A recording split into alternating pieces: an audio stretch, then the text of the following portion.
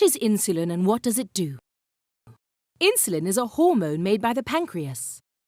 It helps our body to use and store the energy from food. Without insulin, we would soon die.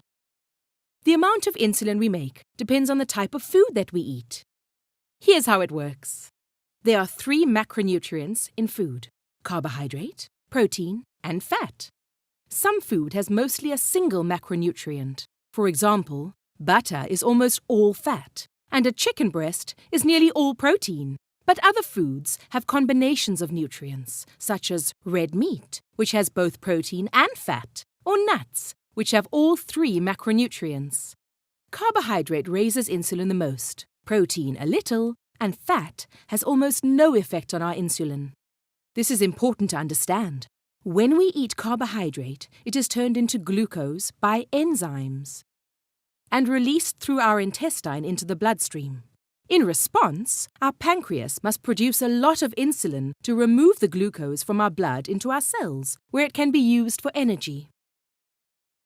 Not all carbohydrate foods put a strain on our insulin. The sweeter and more processed something is, the more insulin needs to be produced. So milk chocolate and candy raise insulin a lot.